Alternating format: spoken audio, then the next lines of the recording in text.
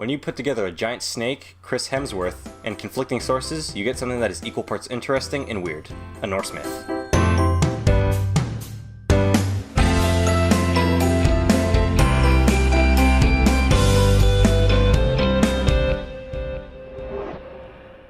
Ethan's making me point this out, but we have a new backdrop. It's white and fancy and nice. Can we continue now, Ethan?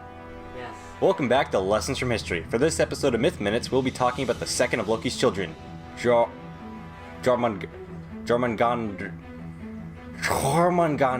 the serpent. You may remember from last time that the serpent was cast to Midgard, the realm of men. There, it grew to titanic proportions and was able to encircle the entirety of Midgard. To follow the theme of Loki and his children being disturbers, if he ever lets go of his tail, the world ends. Jormuungandr was Thor's archenemy, but how they met differs based on the source. In one version, Thor encounters the serpent, who has been disguised as a giant cat by the magic of the giant king.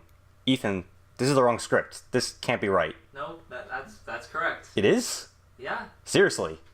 That's what it is. That's what it says. First magic beer producing goats and now this. Anyways, Thor tried to lift that cat because reasons and only manages to lift one of its four paws off the ground. But just one was enough to impress the Giant King. Another version, Thor goes on a fishing trip with Hymir the Giant.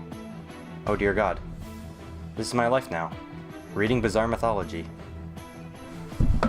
Thor asks Hymir for bait, and when he refuses, Thor steals Hymir's largest ox to lure out the bigger fish. Thor had managed to catch some whales, but apparently that wasn't big enough for him and he ventured out further into the ocean, much to the chagrin of Hymir. Thor put the ox's head on a fishing line and cast it out into the deep ocean. Instead of a hyper whale or whatever it is that trumps a whale, Jormuungandr rose out of the waves, dripping with venom and blood. Thor locked eyes with Jormuungandr, and it was love at first sight.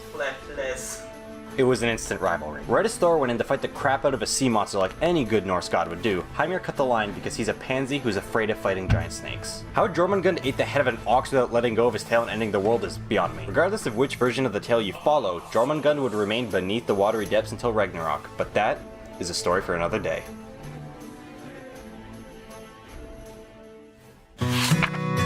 Thanks for watching. If you enjoyed this video, give it a like and subscribe if you want to see more videos about myths and history.